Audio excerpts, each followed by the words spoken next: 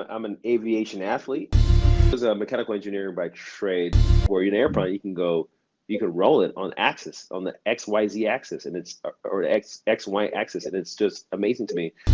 Some people tie like a piece of yarn to it's called the eye strut of the wing. Now, when you're in an airplane, you're pulling 10 Gs. That's basically 10 times your body weight. This is my rookie season. Never raced a plane before. I got in there. I got second place. We flew, I believe, 6,000 miles in a Pitts S1S, and a Pitts is a single-seater aerobatic biplane. A maneuver that will be performed that does not have a certain outcome, right? You don't know. It may work, it may not. You just don't know, right? Absolutely not.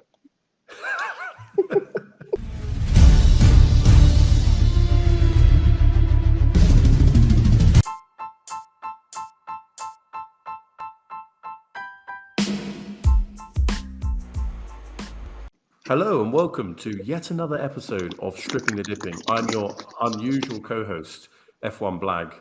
It's an absolute honor and pleasure to have today's guest. I have to pinch myself each week when Georgie gets us these guests. When we had Mario Andretti, when we had Miles Rowe, when we had Jack Bridge the other day. Today, I'm really delighted to be joined for the first time for me on a podcast by someone that is in aerobatics. He's a competitive air race pilot. In fact, he was the first American Red Bull air race pilot. So without any further ado, I'd really love to introduce to everybody on the line, Anthony Oshinuga. Anthony, how are you? Welcome to the show. Hey, Mr. Black, I'm well. Thank you for having me. I really, really appreciate it. Hey, I just want to make a clarification. So I'm not a Red Bull pilot. I'm an air race pilot, air show pilot, aerobatic pilot. One of my goals, though, is to become a sponsored Red Bull athlete, right? So I work in various areas, but I hope that Red Bull comes knocking on my door. Yeah, unless there's news that we know about and that you don't know about. So yeah, absolutely. Well, we're manifesting tonight. We hope to become a sponsor that athlete. Fantastic. Well, tell us a little bit about yourself. When we always ask this question to our esteemed guests, if you are introducing yourself and what you do to someone that doesn't know, who is Anthony? What do you tell people about yourself? So simply, I just tell them, hey, I'm an aviation athlete. I work in various arenas within the space of aviation, one of which is air shows. So like the stuff you see with the Blue Angels flying, but I'm flying a little plane with a propeller, doing end-over-end flips and cartwheels in the air to inspire the crowd from below. I also do air racing, and I kind of tell them, hey, it's just basically I'm in an airplane racing 50 feet above the ground with 8 other airplanes around me going 100 to 200 miles per hour around pylons. And then the last but not least is the competition airbags. And that just pretty much keeps me very sharp and precise in my flying. It's comprised of flying various maneuvers as precise and as exact as possible in front of a panel of judges. So and then once I kind of explain that, they're able to start grasping, their minds around that information. And then within minutes they're asking questions because now they kind of understand what's going on. Yeah, I mean, I'm trying to hold myself back from asking questions because I want to know how a guy kind of wakes up one day and says, do you know what? I'm going to be an aerobatics pilot. So tell us, from childhood, was there anything about you as a kid that was indicated that this is where you were going to go? Life is funny, right? If I look back, 20 or 30 years back when I was a young kid, I would have never thought that I would be in this position that I'm in now.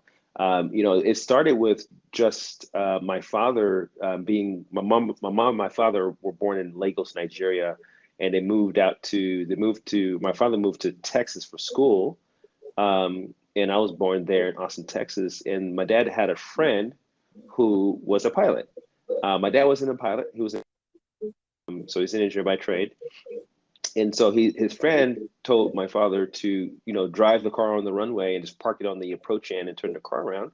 So I remember as two years old, I'm sitting on my dad's lap and I'm watching this airplane, which I thought at the time was going to hit the car, but it was actually flying right over the car to land on the runway behind us. And the whole afternoon, as a 2-year-old boy, I'm watching these airplanes fly over the car, and I'm just flabbergasted. I mean, it was an amazing experience. And I know the cliche saying, for youngsters is, youngsters are very impressionable, but this was more than an impression. This was like a lifelong seed that was embedded and planted in my soul.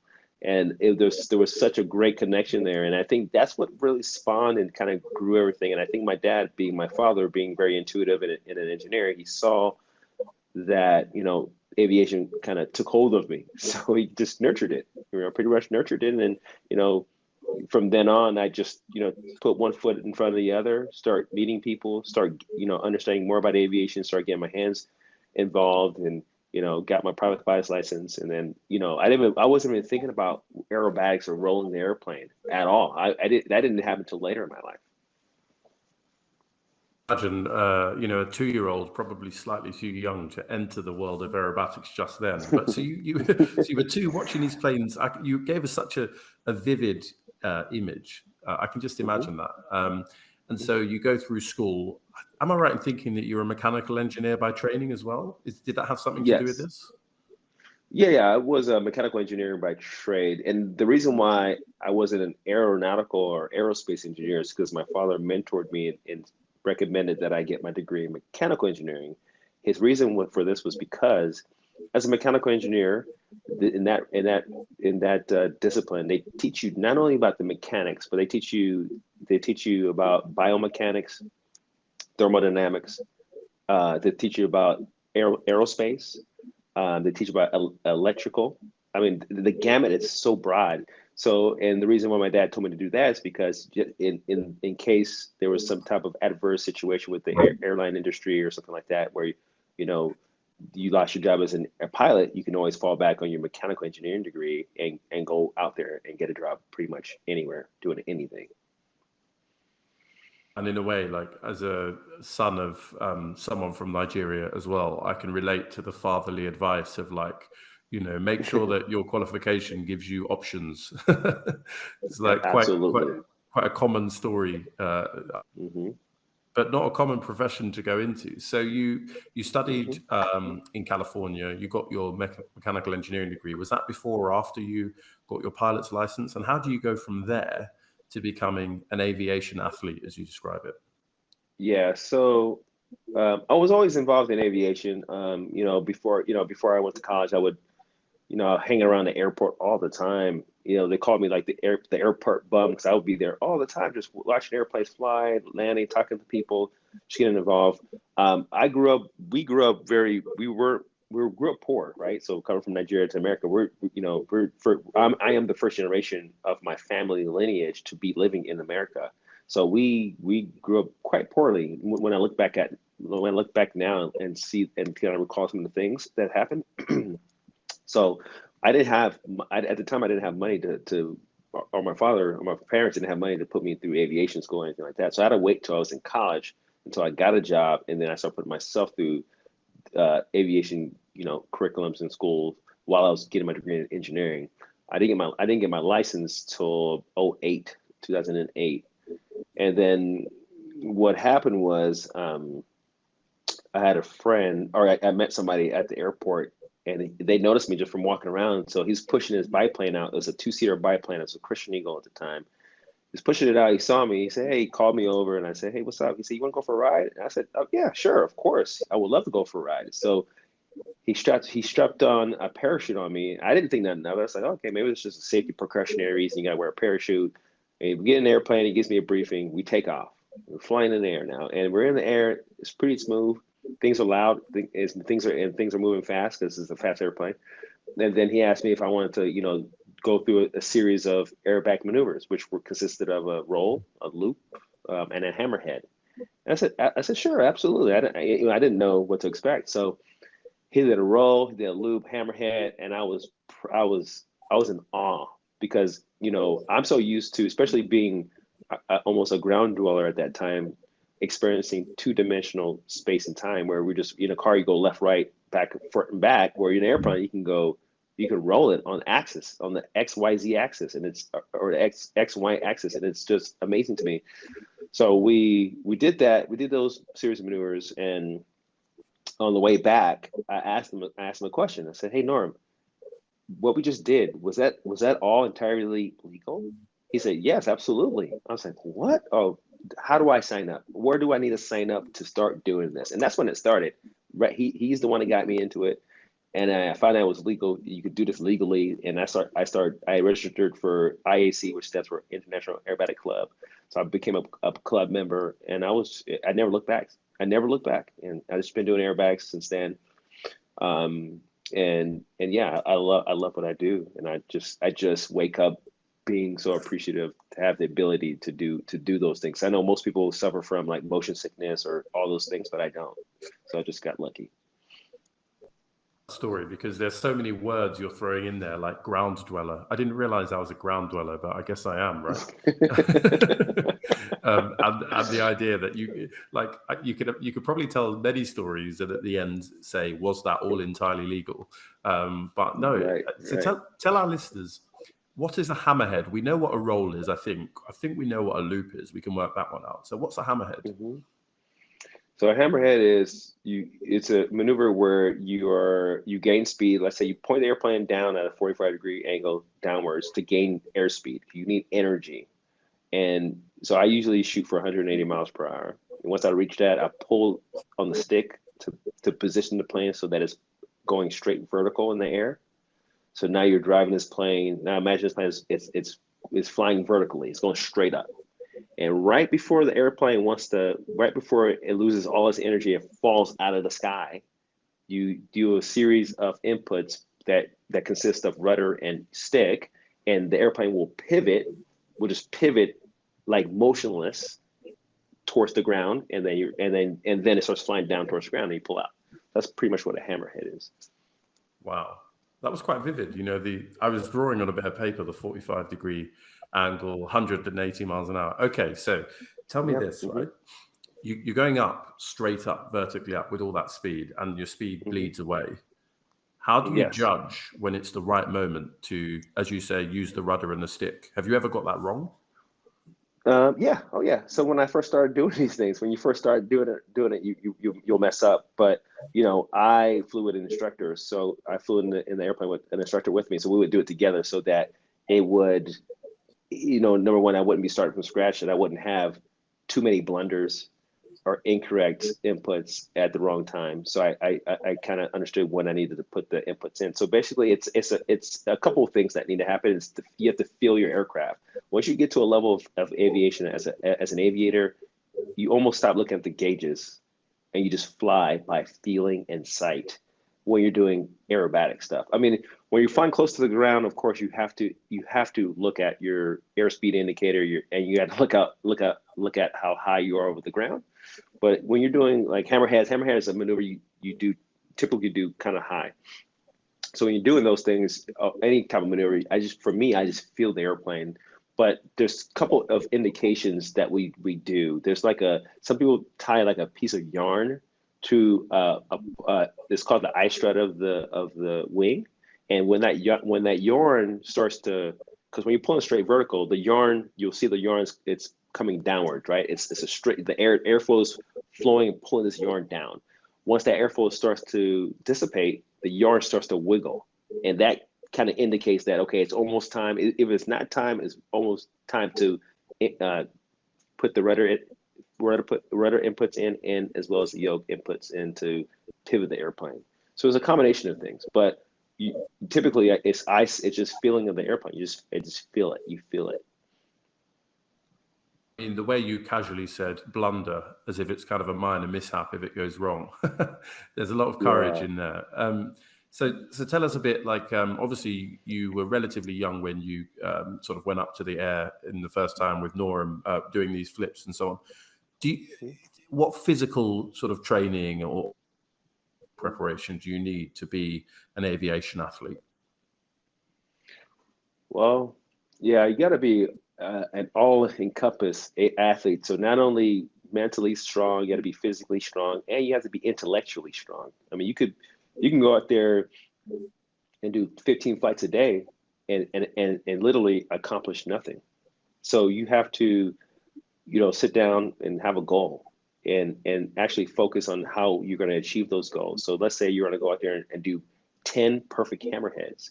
Well, you have to break it down. You got to break it down piece by piece, section by section, input by input, and to master any maneuver. And then, of course, the gym is very important. So for aviation athletes or competition aerobatic athletes, from my experience, gym is very important. So it's the core. So abs, your stomach, your abdominal needs to be really strong. Thighs need to be strong. Muscle wise, when I say strong, you need to have muscle there so that when you flex and tense up, you can trap the blood in those areas.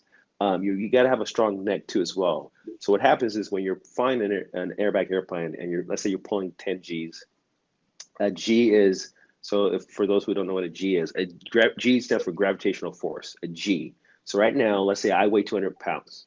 Let's say I weigh 200 pounds.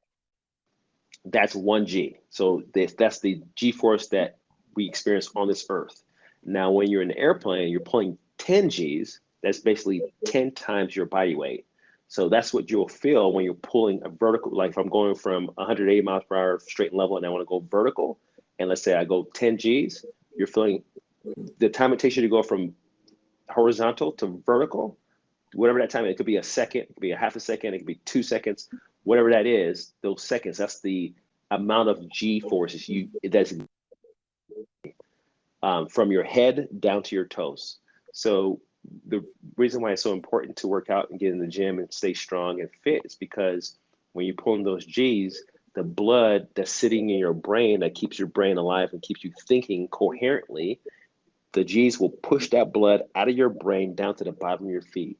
And if that happens, you experience unconsciousness. G-lock is what they call it. So it's G-lock. And that means, and you go unconscious until those G's dissipate and the heart pumps that blood back to your head. To prevent that, there's a couple of maneuvers, techniques we've been taught, and one of which is pretty much for lack of better words, is just pretty much flexing every inch of muscle in your body, from your neck down to your chest, down to your stomach, down to your thigh. What that does is, for momentarily, it will trap that blood in your brain, in your head, and keep you conscious until you've executed the maneuver that you're executing and completed. So yeah, so that's just that's just one element. So that's the gym side. That's getting in the gym. And another thing that I've noticed too about the gym is it's not good to be too cardiovascularly in shape. And it sounds kind of counterintuitive. And let me see if I can explain it to you. So if you take a guy that all he does is run every day. He's a long distance runner. You put him in an airplane, you pull like 4 G's, I'm sure he'll pass out. The reason why is because the blood in his body flows like water. He's so healthy. It flows like water. There's nothing there to slow the blood from rushing there.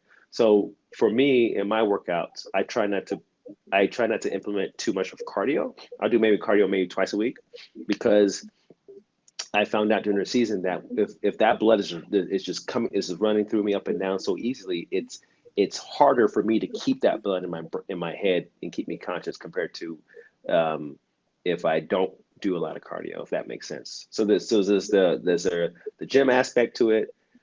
There's a mental focus aspect to it, and there's the mental preparation, which I kind of explained to you earlier, just mentally breaking down what you're going to do piece by piece, so that when you go out there, you're achieving something in this progress that you can note. Wow. I mean, I'm now going to use that excuse when I don't want to do cardio. I'll just say, well, I'm preparing. My blood is flowing too well, so I need to do less cardio, please. And G-lock is definitely a Top Gun. There's a Top Gun vibe going on. Yes. So, I mean, incredible. So physical, mental, intellectual, you need the whole package. And I'm reading here that in your sort of first rookie season in the US National Aerobatics Championship, you actually came 4th out of 14, so straight in. Is that because did you take to it like a duck to water? Is there something about you that will be inherently good at flying, or like how just kind of get into the top 4 straight away? What's that? Why do you put that down to? Yeah, I think that was kind of luck. I was lucky. And then also for the competition aerobatics for that particular session, there's different levels to it. So you have like primary, You have you have primary, sportsman, intermediate, advanced, and unlimited. Those are the classes. So when I first started this whole journey, I started, of course, I started with the primary, because primary, I'm just starting out. I have very little experience in compared to the unlimited pilots. So the pilots that were in my category were in the same boat. I just got training. I just went to train. I got a lot of training from a guy named Michael Church out of Sunrise Aviation in Orange County, California. He had some planes there, and he trained me. He's a really good coach. I just took that preparation that I did with him, and I just took it to Texas when I did the competition, and I just got lucky and I got fourth. Of course, I was shooting for top three, but I'll settle for fourth place. Michael Church, but then the next year you did get the top three. You were second, and was that in the same primary tier, or had you moved up, or what were you up to in that year? Yeah, so remember, I fly. So I operate in three different types of flying. So the first one you just aforementioned when I got fourth was the USA Aerobatic Championships. This one right now, you're talking about second place. Was the National Reno Air Races. So this is the air race. So this is my rookie season. Never raced a plane before. I got in there. I got second place. And that was just. I think that was just. I don't know. I took well to it. It was natural. It felt like I was home almost. Right. I wasn't scared that there was a plane 2 feet from my wingtip as we're going around a pylon 50 feet, because I had to trust these guys that they know what they're doing. You have to get the formation flying under your belt and some other things before you can even get invited to come race. That's right. So the aerobatics is, I guess, not, try to compare it to something. Is it like gymnastics where they're checking, the quality of your maneuvers, whereas in the race, you're literally just trying to get from A to B around the course faster than the other person? Is that right? Yeah, precisely. Yeah, precisely. There's a panel of judges for the competition aerobatics that sit and watch you on the quality and precision and quality of your maneuvers, whereas racing is just you're trying to beat the guy, you're trying to get in first place and beat the guy ahead of you, but you just try to do it safely. I mean, the safely bit, feels like I would put that in capitals if I was writing that down. So because we talk a lot about Formula One on this podcast, and I think, so I've been watching that for a few decades. And my sense is that those drivers have to have a lot of respect for one another when they're on the track. But surely when you're in the air, as you say, you really have to trust the other person to, I guess, is it separate space technically, or is it about like, how do you not crash into each other? What are the rules? Yeah, the rule is don't crash into somebody. That's the rule. Don't crash into somebody. Think of it like bicycle racing. Like, how the bicycles, they're like the long distance road bicycles that have the race, and they're close to each other, but they don't hit each other. And it's remarkable.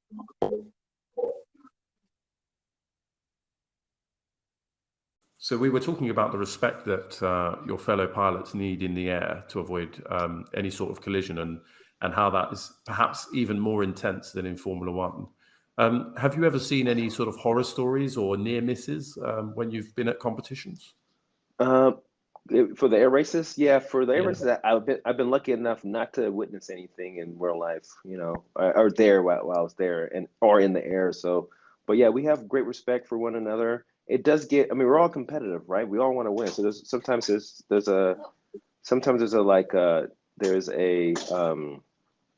close calls, but it's not that bad. It's not like that close where it's like a foot away from hitting somebody. It might be like maybe 10 feet.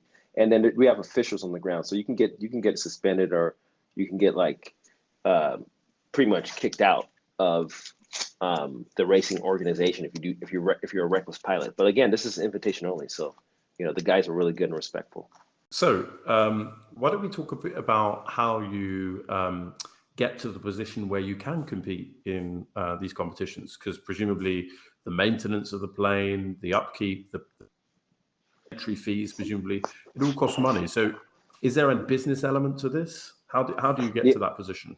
Yeah, there's definitely a business element to this. I think you got to treat this like a business. Some people treat it like a hobby, and I think that's why they get burned out so soon. They don't have the infrastructure that in place to kind of see them out or have that longevity. So what I did was, starting out, I knew I wanted to get involved heavy in aviation, and not be too financially burdened with the expenses. So I created a business called Air Oshinuga, And basically, what the business is about is we give aerial scenic tours over the wineries, like 500 feet, and give them tours of the vineyards. The vineyards has over 100 wineries there. So we give them a tour, we land, we partner with a car service, and the clients get picked up by the car service and take them on a wine tasting tour where they're tasting wine all day.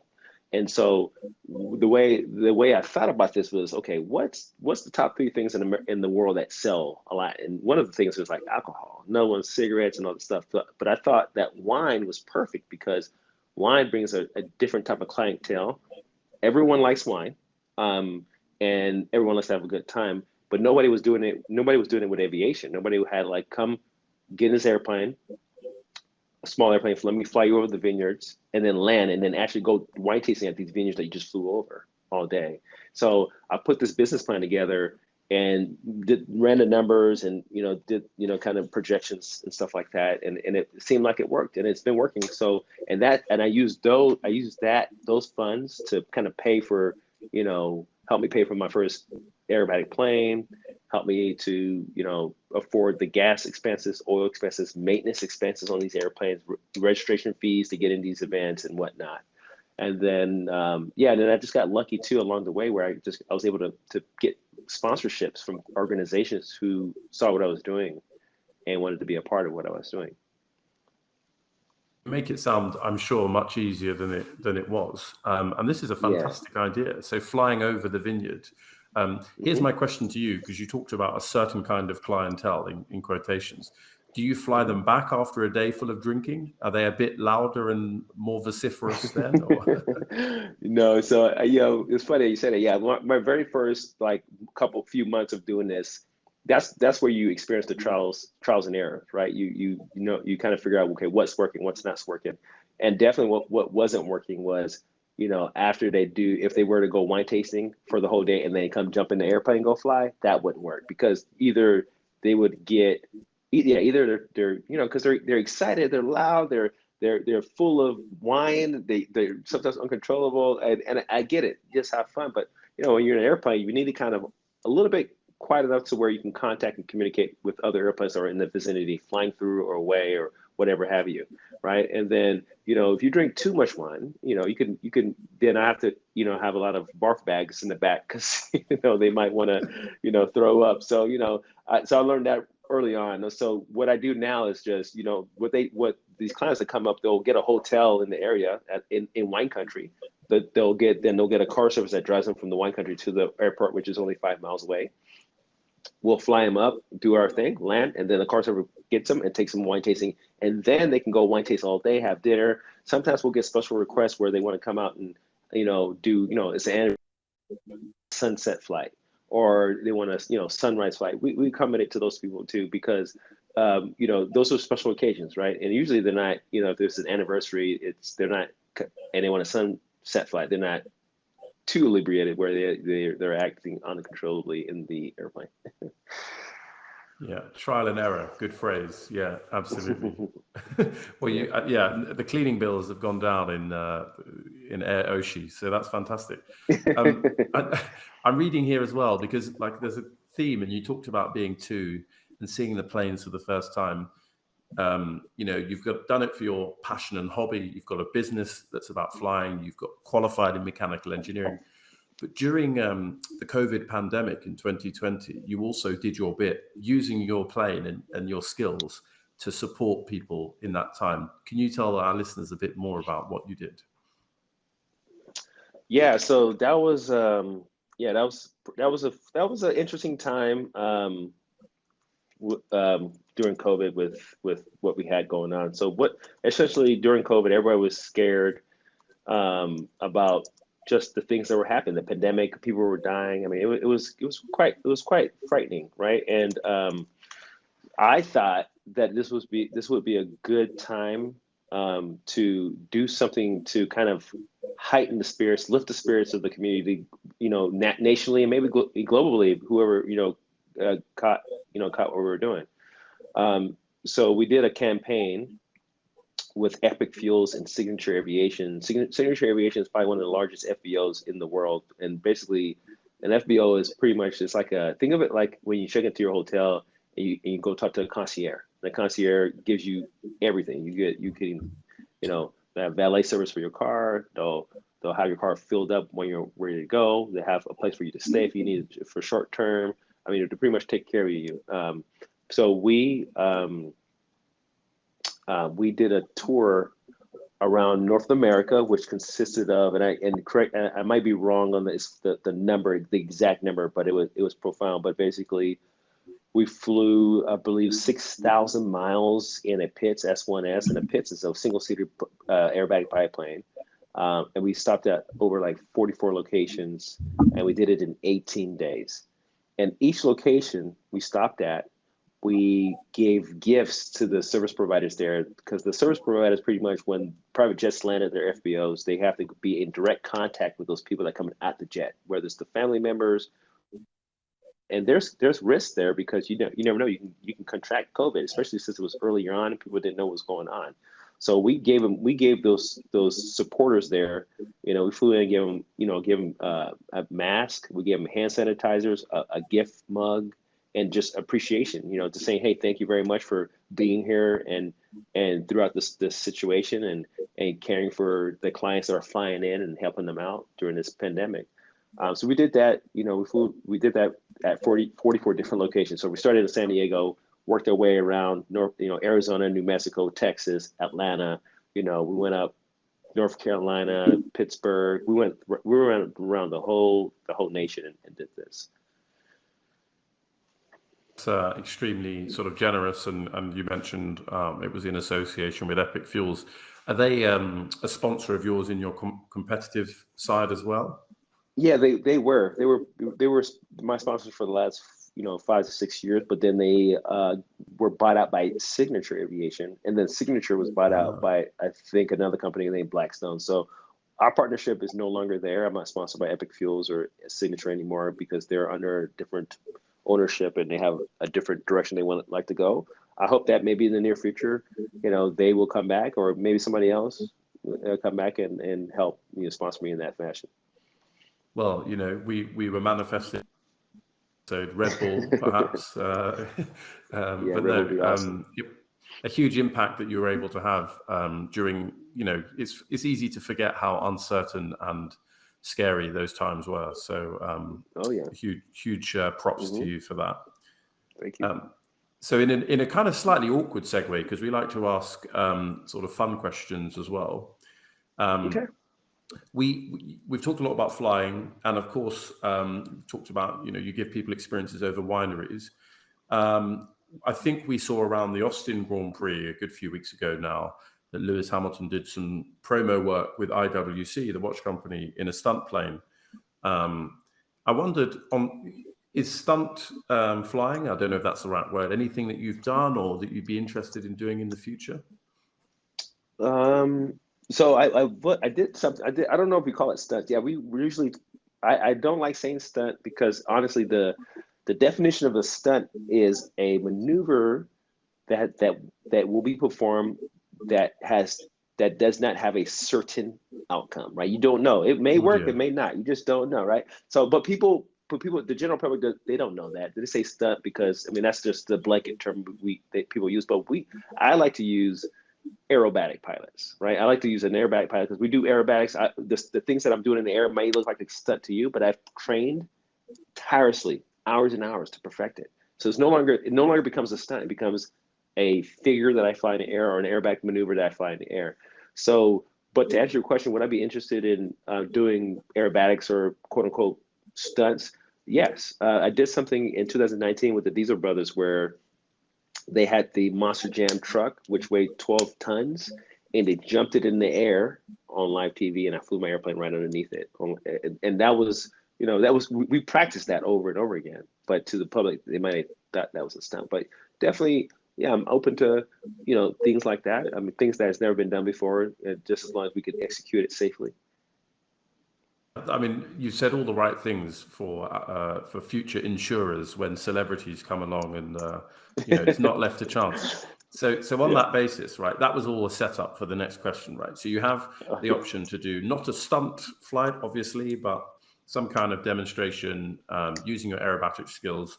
And on the first run, you need to take a Formula One driver. On the second run, you need to take any athlete from any sport. And on the third run, it could be any celebrity. So who would be, your pick for those three? Could be first one, motor racing driver, second one, an athlete, third one, a celebrity. Any people you'd love to take? I definitely would love to take Lewis Hamilton. He's been, I've been watching his career. I got late into watching F1s, right? I didn't really know too much about it until my friends started watching it, and I started watching it like maybe 8 years ago or something like that. And that's when I noticed Lewis Hamilton and what he's done in the industry and his career, and just like how he moves and operates. I mean, I would love to, I would love to take him up for a fight. And the thing is, I'm not like a groupie or a fan. I mean, I'm a fan of his, but I'm not like a groupie. I will sit down here and have a regular conversation with him and just kind of get to know, actually get some tips, because he seems like he's very, very wise in a lot of things that he does. And I know he has a lot of stories, but I'd love to take him up. I would love to take him up. And then, so I think you said for an athlete, a celebrity, and what was the last one? Yeah, well, the Formula One driver, tick, complete, athlete, and then a celebrity, yeah. Now, an athlete, an athlete that I would like to take up. Let's see. Any athlete, right? Because there's a lot of athletes out there. Any athlete in any discipline? Yeah. I've given you a big range of. Let's see here. I would love to take Lindsey Vonn. Okay, because she has that extreme element to her with the winter sports. Yeah. I'd like to take her up and pick her brain too. She seems she's a monstrous athlete, right? When she was an athlete, she was dominating, and I love that attitude. I love her. I love her charisma. I love how she, also how she moves and stuff. Now, for a celebrity, who I like to take up for a celebrity, I would love to take up Michael Jordan. I don't think he will ever get in an airplane with me, but Michael Jordan would be somebody I would love to take up. Does he not like flying or something? I'm sure he'd get up in an airplane with you. Come on. I mean, yeah, I want to assume that he loves flying. I mean, Air Jordan is his hashtag. He loves to fly in the airplane. So, so I would love to take him up, and also just talk to him, pick his brain. I think anything's possible out there. I think, like you said, put it in the air, put it in the universe, and things can happen. And maybe one day they'll listen to this podcast. And that's a perfect segue, because what we try and pick our brains of all of the guests we have on the show is about their kind of approach mentally to life, or any life lessons that they have, because we tend to talk to a range of extraordinary people. You've done something that 0.... of the global population will ever do. So have you got any general techniques, general thoughts, your approach to life, your mental attitude, anything that you think you could, advice you could give to people out there? Yeah, I think, it's a lot. Life is not easy. I mean, I think everyone in life has definitely experienced some trials and tribulations, or some struggles and some hardships and whatnot. I think that, it's easier said than done, but I think we just got to realize we're in life. We've been dealt these cards, and we just got to play the cards accordingly. Things will get tough, and I think when things get tough, I think that's when you should realize that a change is coming, and I think that you should start experimenting with other ways of operating in life, to have new opportunities that may change your life down the road. That's what I've kind of realized, and I think it's also important to have really good people around you, really good mentors, people that maybe perhaps are doing things that you want to do, or you aspire to do, because they'll have the answers. There's always going to be people in your way that's going to tell you can't do it. I mean, I've heard it millions of times. I mean, and I just keep going. And you have to build that mental fortitude, that mental toughness, because there will be people in your life that's going to tell you no. They're like, nah. And the reason why they're telling you no is because their scope of vision is smaller than yours. So they don't think it's possible. Where your scope of vision may be larger. And that's why you're doing the impossible. I don't know. There's a lot of tidbits of life lessons that I've noticed. But I would leave, the listeners with just, if you have a goal in your life, even if it's small or little, but hopefully it's bigger than most, just go at it full force. put all your soul and your energy into it, and eventually something will happen. It has to. Absolutely. I mean, something that I observed about you when you told one of your stories earlier is you said you were hanging around an airfield and someone said, "Oh, do you want to just come on this plane?" And I wrote down, you said, "Sure, absolutely." So being open to opportunities out of the blue feels Yes. like something you do, you know. Yeah, definitely 100%. Yeah, there's a couple opportunities that there's a couple opportunities where I've recently said yes to, where I know for sure 10 years ago I would have said absolutely not. But then again, you just got to look at it, man. Life is bringing something to the table. It might bring you something worthwhile. You never know. You got to explore it. You've got to explore it, absolutely. Mm-hmm. So we have two questions before we wrap up. The first one, which is important, I want to hear about it. Is there any project you're working on, or is there something we can see you competitively in soon? What's the future holding for Anthony Oshinuga? Yeah, so I got a couple things up my belt. So this year, unfortunately, was a very tough year for me for the Aerobatic team. So my airplane, the Red Pits, we during training in March of this year for an air show, we're doing an air show evaluation. I flew the airplane really hard, and I kind of broke the wings, right? I cracked four spars of the wing, and so that cost thousands of dollars, that which I wasn't prepared for. I didn't budget for. So we pretty much I had to sit out the year from March to September. And in September, when I got the airplane ready, I wanted to go. My whole goal was to go to the USA National Aerobatic Championships in Kansas this year and place top. I wanted to place top 10 to make the USA team, so that next year is the World Aerobatic Championships, where the best pilots in the world fly in to Las Vegas and compete for the gold.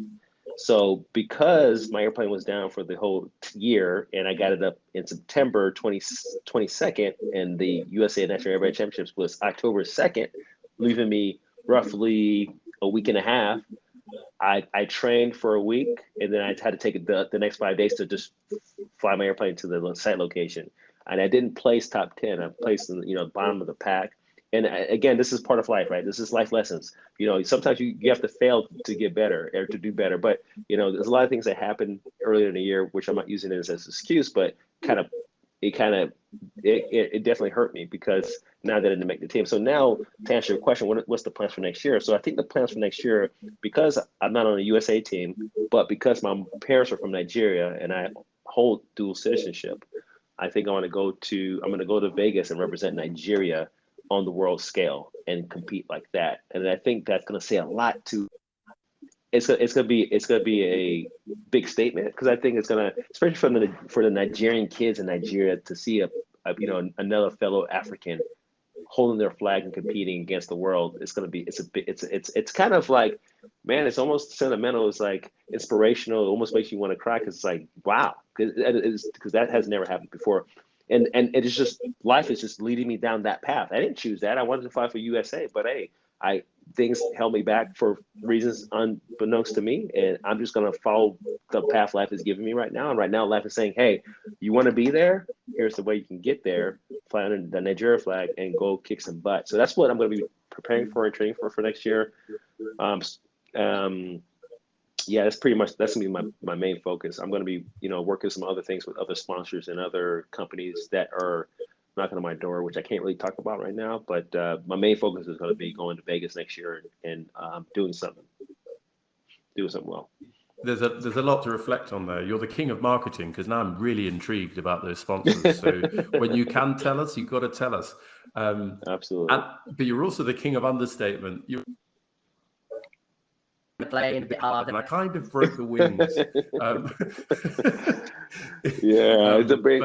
Well, so Black. The thing is, though, so I'm like, again, I started in this aviation story of mine, coming from a poor background. So the plane that I have is not equivalent in terms of performance as my competitors. My competitors are flying $500,000 airplanes. My airplane was about maybe 60K, right? So I'm pushing this airplane. Every time I get in this airplane, I'm pushing it to its limits every single time. The airplane's not pushing me to my limits. I'm pushing it to its limits. Now, if I had a $500,000 airplane, if I had a big sponsor who got me a $1 million airplane, that $1 million airplane would definitely be pushing me to my limits. So it's a thing where, I'm trying to, place top 3, top 10 against these great pilots with great machines. And for me to be able to even come close to them is hopefully speaking to maybe aspiring sponsors out there to, to help further my journey along, or even kids that are saying like, that thing is impossible, because I'm trying to do the impossible, not because I want to, but because I have to. Winning is like, it's an absolute must, because I'm really passionate about what I do. I love that. Not because I want to, but because I have to. And yeah, that difference, 60K to $500,000, that's sort of, 12% to do the quick maths. That's huge. So I really hope, I'm changing my allegiance. I'm Team Nigeria. I want to follow this in Las Vegas. I can't wait to see how you do. And I hope between now and then, the sponsorship takes you to a new level. I appreciate it. So before you go, we ask all of our guests this very, very serious question. You can tell that maybe it's not going to be that serious. Okay. So to set it up, I imagine you probably got to stay quite light when you're a pilot, but everybody loves pizza, right? You like pizza? Love pizza. Pepperoni, double. Boom. Okay. I think pepperoni is the one everybody with good taste loves it. However, there is a very important polemic question we ask all our and then we seek your reaction, which is pineapple on pizza, yes or no? Absolutely not. I thought he was going to say absolutely yes, the way he said absolutely. No. The pineapple's literally just walked off the pizza and left. He shut the door behind him. He knows where he's not welcome. Okay. No pineapple. No, I mean, nah. The pineapples are good by themselves, or on like a acai bowl or something like that. But I don't know, pizza. I think that's a clear and decisive answer to the key question. Anthony, it's been a real pleasure. It's been so fantastic to have you on the show. Where can our listeners find you? What are your tags online? Yeah, Black. They can find me on Instagram at Anthony Oshinuga. OSHINUGA is the last name, and the Anthony is ANTHONY. Pretty much all my handles, you can find me through that. So Twitter, Instagram, Facebook. We don't have a TikTok yet. We'll get that, and then YouTube as well. So next year is going to be a big year for us. We're going to be really hitting the social media platform really, really hard. I've been really busy this year, so I haven't been able to post a lot, but we have some really cool things coming along. We got some really cool projects coming. Oof, God, tantalizing. Okay, well, I'm now convincing my wife that we need to go on a wine tour in Southern California, followed by the World Series at Las Vegas. I wish you every success. And I will be rooting for you and Team Nigeria at the World Championships next year. So without further ado, it's been a great pleasure to have you on Stripping the Dipping. I hope that everybody that's listened uprates this episode, but also goes and follows Anthony on his fantastic journey. It's going to be great to see how he gets on here. And in the meantime, I've been your host, F1 Blag. Until next time, goodbye.